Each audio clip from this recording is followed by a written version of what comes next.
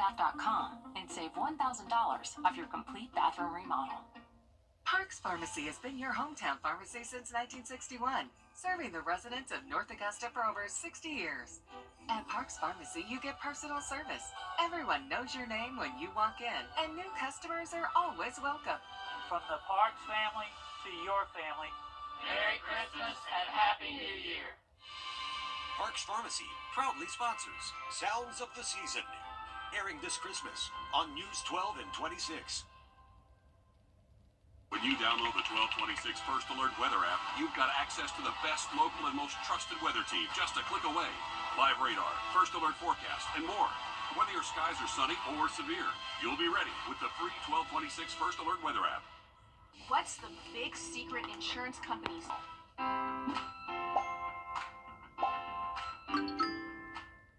Happy holidays from Parker's Kitchen. Sending a world of good wishes to our invaluable team members. Thank you for making Parker's the best place to work and shop. Live from Augusta, you're watching News 12 at 6 o'clock. New details tonight about the suspect in a deadly dog attack that killed a 21-year-old woman earlier this week. It happened Wednesday morning on Ira Road, where reports say Samara Rogers was attacked and killed. Later, we were on scene as two dogs were taken out of a home by animal control. Thanks for joining us. I'm Zana Halliburton. And I'm Will Rio. 55-year-old Charles Blackwell was arrested and charged just hours after Samara's death with involuntary manslaughter. Your Sydney Hood is live in our newsroom for us. Sydney, you got a hold of documents that show Blackwell is no stranger to Augusta Animal Services. Well, speaking to neighbors in the Ira Road area, they told us the dogs in the area have a history of aggression. Now, just a note here, the Richmond County Sheriff's Office tells us there are no records of incidences at the home where the dogs were taken out on Ira Road.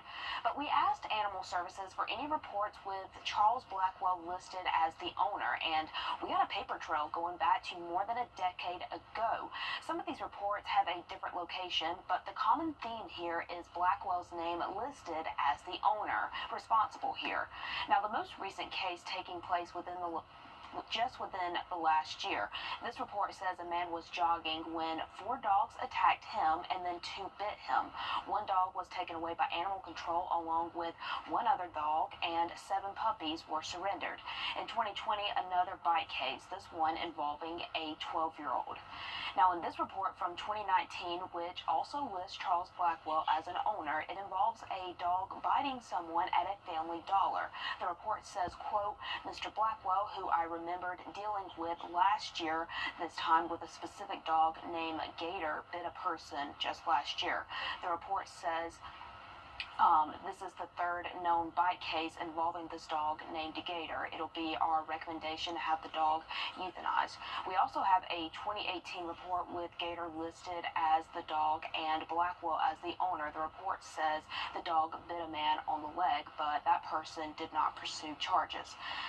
Now, we are still trying to find out the status of the dogs involved in this most recent case, and we will let you know what we find out there. A lot of new information in all of those documents. Sydney, thanks for staying on top of this for us. And we're taking a live look outside here towards Beach Island. It's a beautiful finish to our day. You can see a very nice horizon starting to set up here, really starting to pop as that sun is now dipped below the horizon. But just a beautiful night ahead. It's going to be pretty chilly out there, though. You can see not a cloud in the sky from that look at Beach Island. And we are expecting temperatures for tonight to start to fall into those 40s pretty quickly. We're already at about 54. A west wind at 12, still pumping out there, so making it feel a little bit cooler. And we're looking at wind gusts in Aiken up to 24 miles an hour. Thompson now gusting up to 32 as well. So it's still going to be a pretty breezy finish to our evening. So as these temperatures continue to cool off into those low 50s and upper 40s, it'll likely feel a lot cooler out there, and you want to make sure you have a jacket ready to go. We have seen max wind gusts in between about 22, 30 plus miles an hour for today, and even Atlanta getting up to 40 miles an hour for their wind gusts. But those winds, again, staying elevated through tonight, and then by tomorrow we'll see a calmer wind, but still a little wind out there for your Saturday. With the bigger picture, we have a cold front knocking on our doorstep, about to bring us a shot of reinforcing cold air. You can see behind that front, they're in the 30s as far south as Tennessee, lots of mid-20s and teens up there the further north that you do go. So currently we're holding in those 50s, but it will be a very cold night for tonight as we see temperatures dipping down towards near and below freezing. And we'll talk about that in your full forecast coming up. Sounds good. Thanks, Mikkel. After more than a decade of serving Augusta-Richmond County, Richard Roundtree will no longer be sheriff. Eugene Brantley was sworn in today as the new sheriff in town, though he doesn't take office until January. We got the chance to speak with him today as he laid out his plans for his first 90 days in office. So my first order of business is going to be to get in, meet with all of the deputies and different non-law enforcement personnel, just kind of get the temperature of the workplace, see what we can do to improve it, change the culture, and just fix a lot of the things that I saw were wrong with or not going as they should within the office. Sheriff Brantley is no stranger to Richmond County. He began working for the county in 2000 and went to work for the Marshal's office in 2016. He officially takes over as sheriff in January. Columbia County is quickly growing, but its healthcare opportunities are lagging behind other areas. But that will soon change with both a hospital and an emergency room in the works. Your Kennedy Payne is live in the studio with an update on the project. As Columbia County continues to grow, new healthcare development in the county does too. Projects that could save lives. Timely emergency care can truly be life-saving. If we think about a patient that's maybe having a stroke or a heart attack or other types of emergencies. In an area that needs it the most. Columbia County is one of the fastest growing counties in the state of Georgia, and they currently are without emergency services. It's a county that has been left behind by the healthcare world, but that is expected to change soon. The freestanding emergency department is almost 12,000 square feet, and it will comprise 11 exam rooms, including a trauma treatment room. It will also have CT, X-ray, laboratory, and pharmacy. The new ER will be where the Old Fats Cafe was on North Bel Air Road, and they have already started getting to work. The anticipated construction time frame will be about 10 months or so, and so we expect to be opening by the end of 2025. Wellstar is also building a new hospital in Grovetown, making it the only hospital in the county. They say the construction for the hospital is ahead of schedule and expected to be complete in 2026. The hospital will have 100 beds and will be equipped with a level 2 trauma center.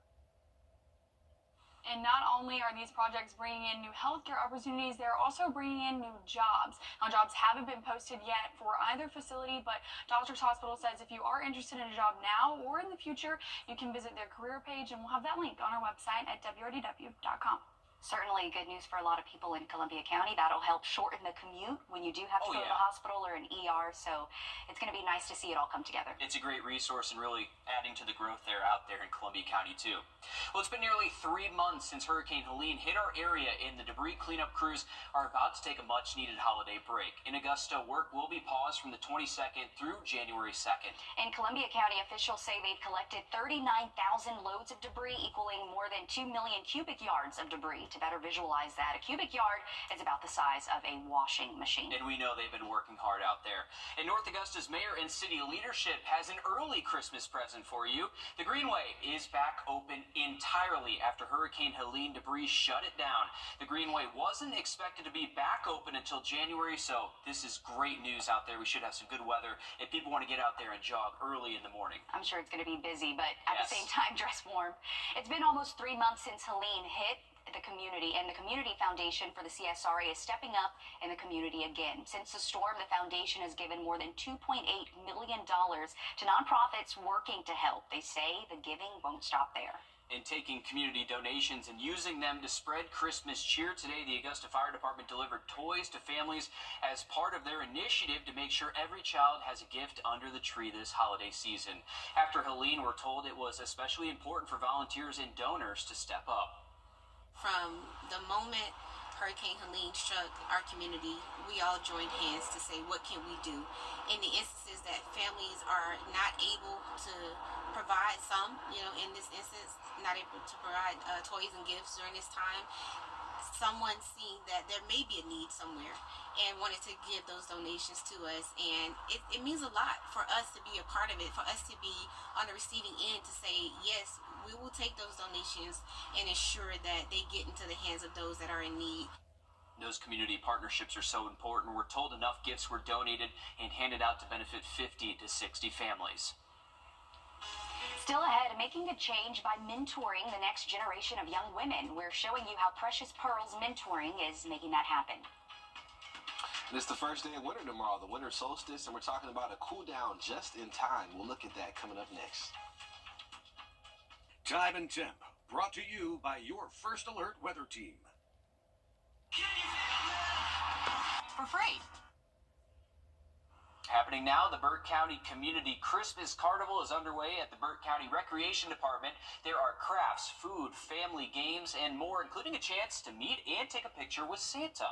Sounds like a fun time. The Sheriff's Office is also spreading holiday cheer. You can bring new and unopened toy donations to the Sheriff's Office to help make this holiday season magical for everyone. Tonight's carnival runs until 8:30, so you still have plenty of time to head out there, and it looks like there's already a good crowd. Yeah, some good family fun out there. Mikkel, we have a lot of other events going on. Some favorable weather for those events here tonight. Most definitely. I see the popcorn machine. That would be my favorite stop right there. It's nothing like that popcorn Dinner in that time. little machine. Definitely. A little hungry out here. But we're looking from Beach Island for tonight. It's a beautiful look at the horizon here. Not a cloud in the sky. Looking over the city of Augusta. Pretty cool to see the lights of the city. But 56 degrees right now. A northwest wind at 17 miles an hour. It has been a pretty windy day out there for some of us, and will continue to be a breezy evening as well. We're seeing a cold front pushing through right now. It's a dry front, so not talking about rain, but a few clouds and also some wind that's blowing in some colder air behind it, and you can see more of an unsettled weather situation the further north you go, with lots of snow ongoing in parts of the northeast. But we're looking at the big picture here across the nation. You can see where that front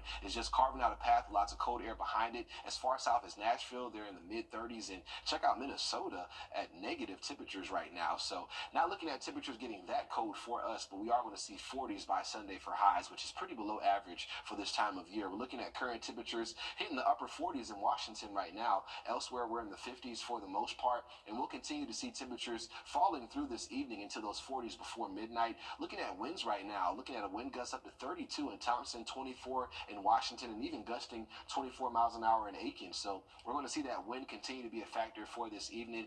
Going to continue to have the chance for occasional wind gusts near and over 20 miles an hour through about midnight. And we do have a lake wind advisory for the counties you see shaded here in tan that goes through 11 p.m. for tonight. So make sure you have a jacket and you're bundling up as you're heading out the door, because it will be a breezy and chilly evening planner for tonight.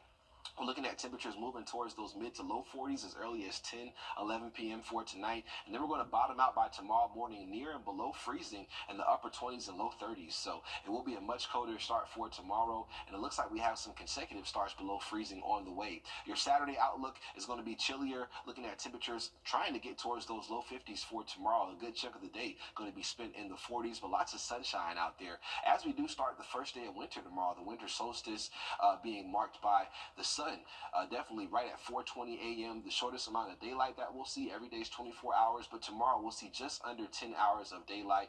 And this happens when you have the sun right over the Tropic of Capricorn, which that happens at about 4:20 a.m. for tomorrow. So just some science behind that. And believe it or not, the sun is actually closer to the earth right now, but it's the tilt of the earth that gives us winter up here in the northern hemisphere. So just some scientific facts right there. But we'll look at temperatures slowly working back up towards the upper 50s by Christmas, and also talking about the chance for some rainfall by the middle of next week. Thanks, Mikkel. Support, uplift, encourage, and educate girls. That's the mission of one organization who's making a difference in future generations. Precious Pearls Mentoring has been around since 2019 and is finding solutions in mentorship and guidance. When I did join, it's like everybody made me feel loved, and it was special to me, so then I continued to come. Nevaeh Green is in the 10th grade and has been a part of Precious Pearls Mentoring for 3 years. It's a nonprofit organization centered around inspiring girls to embrace their own potential. My favorite part is really the girls and our mentors. Like, everybody just makes each other feel special. We laugh, we joke, everything, and it's just a fun time. While Lisa Langford says she started Precious Pearls because there was a need. Over the years, they've grown from having anywhere from 2 mentees to now 31, which is the largest they've ever had. We show them how to set goals and reach those goals, make sure they're attainable to reach them. We have workshops with our girls once a month. We do fun fellowships with our girls quarterly when they all get together. And we go out and do something fun just so they have that connection with the younger girls, with the older girls. Langford says they do just about anything that brings guidance and positivity to the girls. Right now, they're preparing blessing bags to give out to those in need ahead of Christmas. It also gives them an opportunity to show that just one small act, whether it's a smile, whether it's a blessing bag full of essential items, how impactful that is for someone. Michaela Mitchell says she's learned a lot about herself after joining the group. I think I've improved on my patience and being kinder with people, because I used to not have a lot of patience with people. I think I'm working on that, and that's better.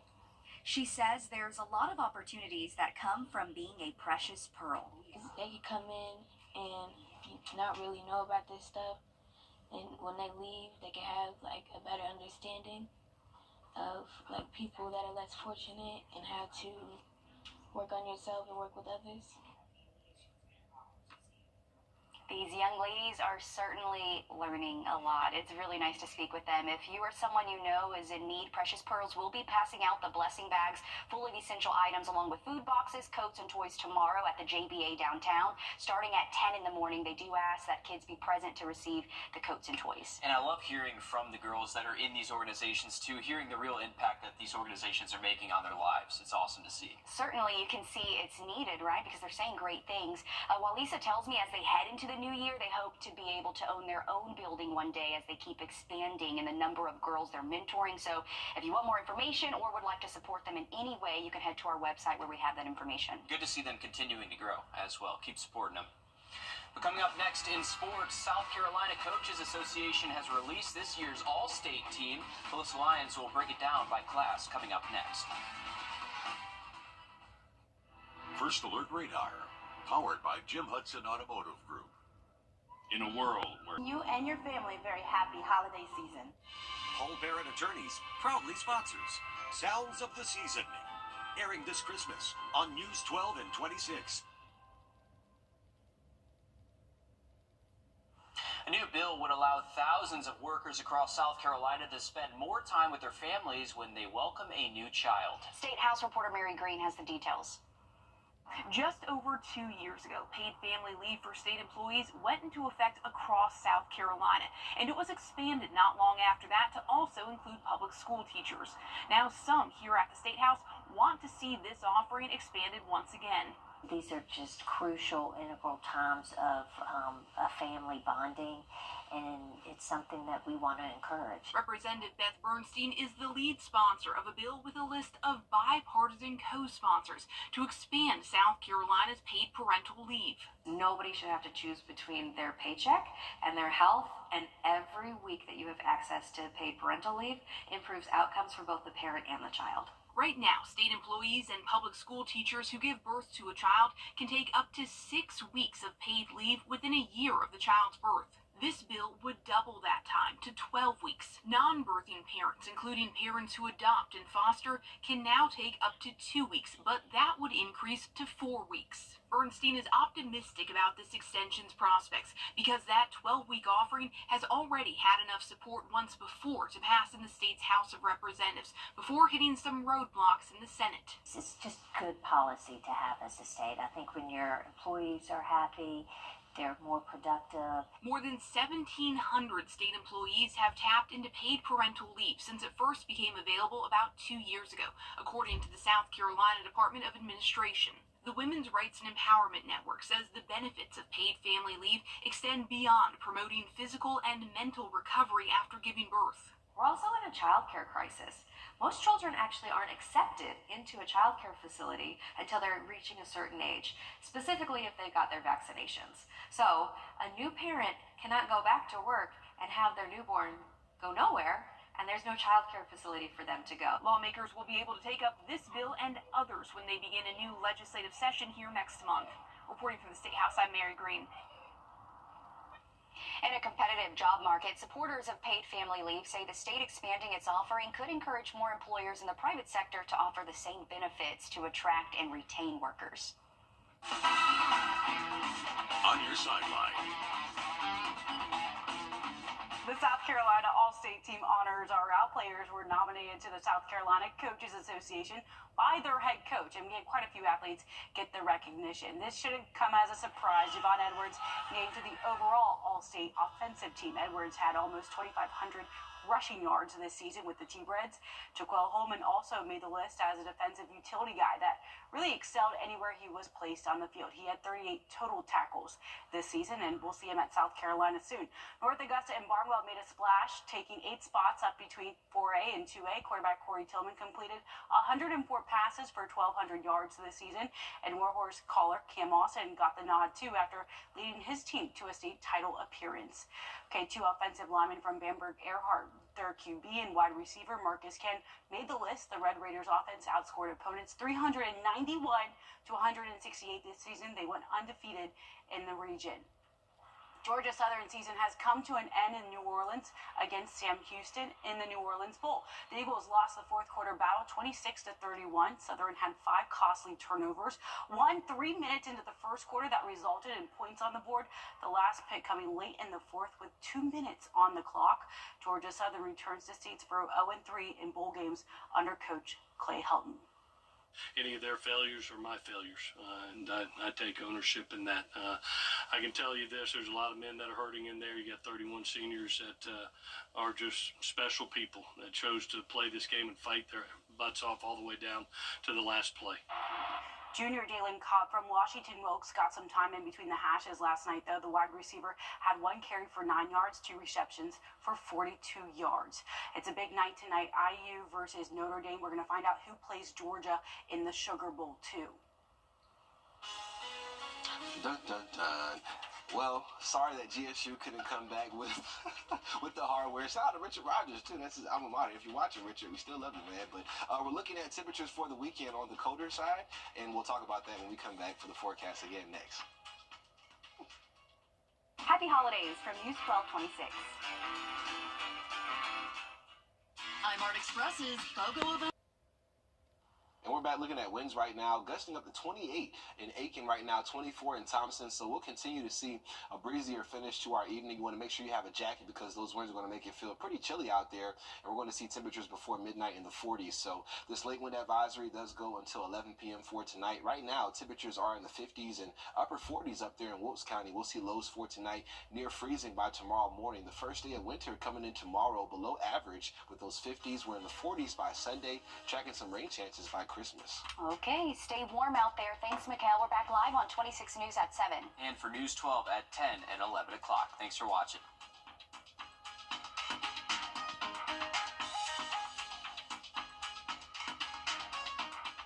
From all of us at the Mike Costello Law Firm, our First Alert has always given you the edge against severe weather. And now, with our new First Alert Radar Network, First just got even faster. This is the most advanced weather radar around, filling in the gaps that have plagued our area for years. With up to 10 times the resolution of other local radars and technology that can pinpoint right down to your street. No other station can provide you with this type of enhanced weather coverage. You'll only find it here, putting your family safety first with the First Alert Radar Network. First just got faster. If you're watching this...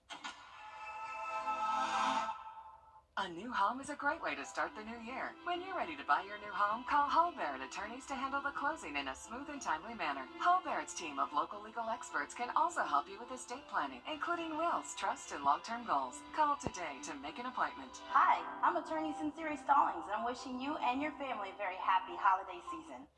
Hull Barrett Attorneys proudly sponsors Sounds of the Season, airing this Christmas on News 12 and 26.